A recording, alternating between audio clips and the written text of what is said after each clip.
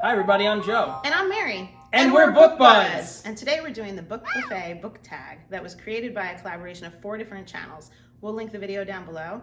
The 4 channels were Amrita by the Book, Rosie Cockshutt, Breadsticks and Bookmarks, or it might be Bookmarks and Breadsticks, and Potatobrarian. We were tagged by Scott and Nell over at Gunpowder Fiction and Plot. They had a good time doing this tag. We'll link it below.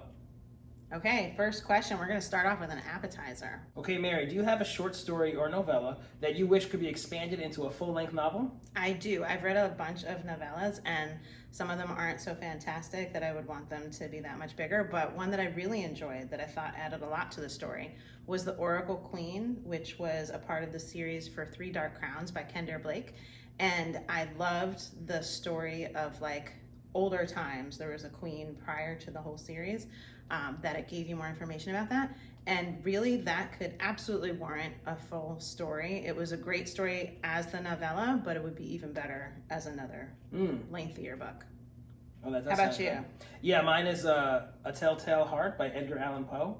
Now, I'm sure we all read that in school, but when we were younger, I think a lot of things that we were forced to read went over our heads. Like, this guy killed somebody, had his victim in the floorboards, and he was so guilty that he heard the beating heart of his victim and thought that everybody could hear it and that he was going to go to jail because everybody heard the beating heart. Like, this is like intense. I want more of that. Absolutely. Good one. Yeah. Okay, next, the salad bar.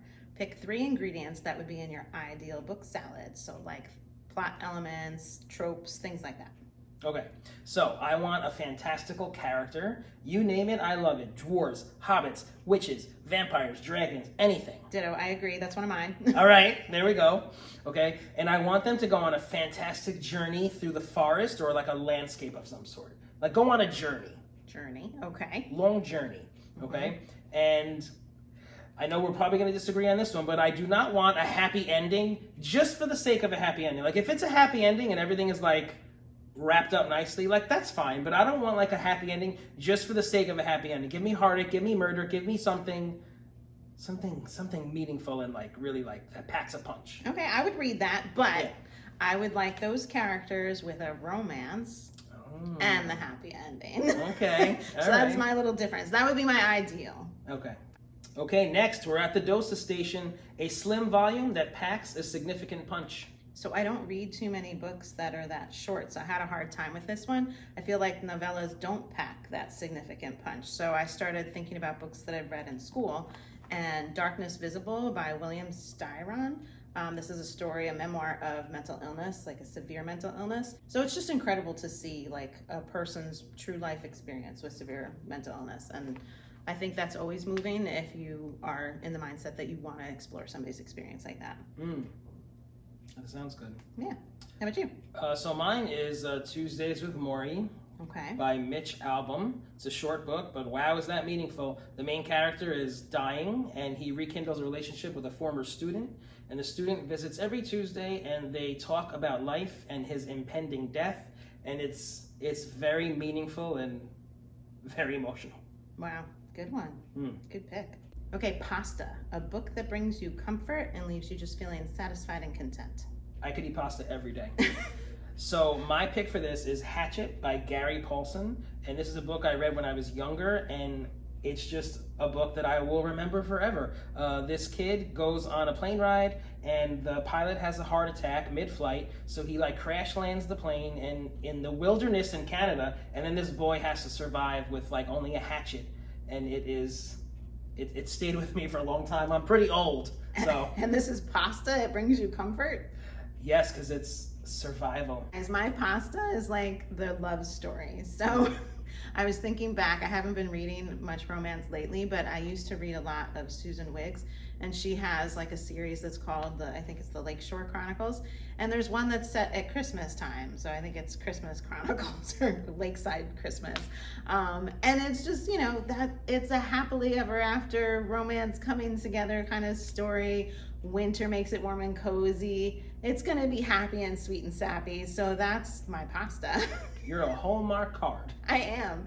I don't read much pasta lately, but that would, if I wanted some nice pasta in my book, that's probably what I would go for. We got to get you back to pasta if you like it so No, much. I mean, I really love my fantasy stuff. It's very exciting, so I do love exciting. But if I just want like relaxed, chilled pasta, That's what it would be. Now I I'm eating want these pasta. books. And a little meatball on the side. All right, let's have some beef. So a book that is hearty, fills you up with warmth, or is just a lot to get through. So I'm thinking of the book I'm reading right now, which is War Storm by Victoria Aveyard. It's the 4th book in the Red Queen series. And I've just been going from one to the next lately of this series. And it's just a lot. It's a very thick book. There's a lot of pages. And since I just left book 3 that was thick and I'm in book 4, I feel like I'm just in this beefy big book, you know? It's excellent. I love it, but it's a lot to chew. So could you trim off a lot of the fat? You could, absolutely. I'm at the point in the book where I'm like, this could have been shorter. Okay. But it's still nice and chewy, I guess, as meat, right? I don't know. I'm enjoying it. We're loving this analogy. Let's go have some steak. Yeah, now I want some steak. Okay, how about you? Okay, The First Deadly Sin by Lawrence Sanders.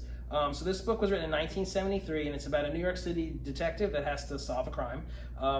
And I just love, like, when, like, a cop has to go in the basement of the precinct and, like, sift through, like, 1,000,000 files to, like, get what he needs.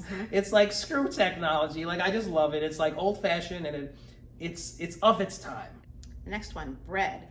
The question says that something you fight over is the bread basket with your friends while you're waiting for dinner.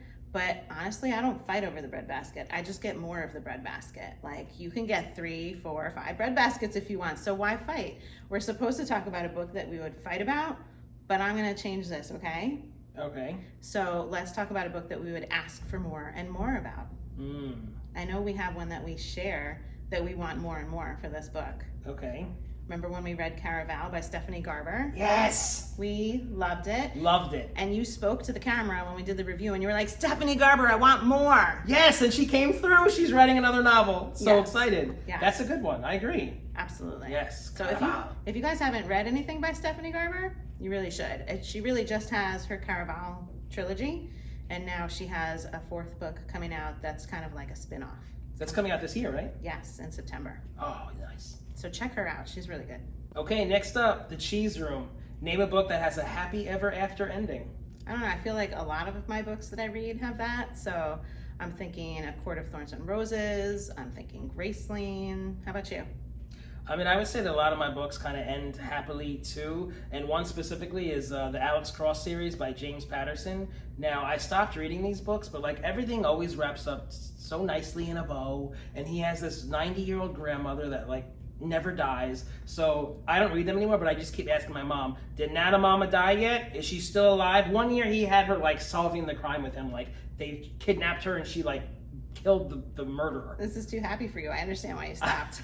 I was like, this is ridiculous. She's like 95. Time to go, Nana. Yeah. Last one, Chocolate Fountain. When you read a new series or author, do you dip in and out or do you go back to back for more? So I've only read one series in succession ever, and it was The Cruel Prince by Holly Black. And I was so happy that I did it. It was very new for me.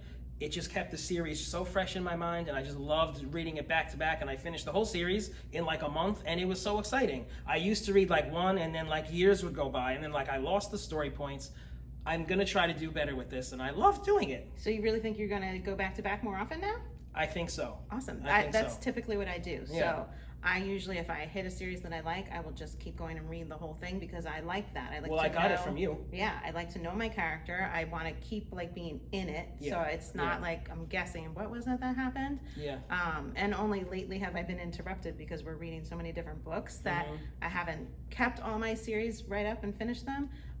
But I do prefer that. I really like to just keep it all in my mind. It makes a difference. Thank you, Mary. You're welcome. You gave me a good reading tip. I'm glad you tried it. Okay, so let's tag some foodie friends, okay? So first I'm gonna tag Beth's Life. This is somebody that I just found recently, and I think she's newer to BookTube, so she has a lot of enthusiasm, and she's super fun to watch. She kind of gets off on tangents, and I love it. And she went grocery shopping for books for this last one, but ended up buying a bunch of food anyway and showing the food. So I love it. She's a foodie friend. Beth, I think you should do this tag. I'm gonna tag Miss Reads a lot. Her channel is cool. She does this thing where she does a 1001 countdown because she's reading off of a list called 1001 Books to Read Before You Die, and she's reading them all. And it's a fun channel. Check her out. Awesome. Next, I'm gonna tag Larry Has Opinions, because Larry, you're gonna have opinions about this. I hope you do something funny because I really enjoy laughing at your videos. So that's my request, Larry. No pressure. No pressure. Okay, and lastly, we are going to tag Bits of Lit. He's cool, he's casual, he reads a lot of poetry, so I think that his answers could be really good to this one. Awesome. All right, so let us know if you guys have any fun answers to any of these questions below. And if you're enjoying Bookbuds, give us a thumbs up. And share us with your friends. And subscribe to our channel, Bookbuds!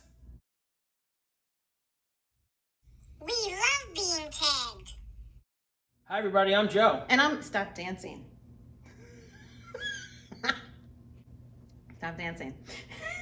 Stop dancing. I can't, it's so hard. No, you have to. Are you done?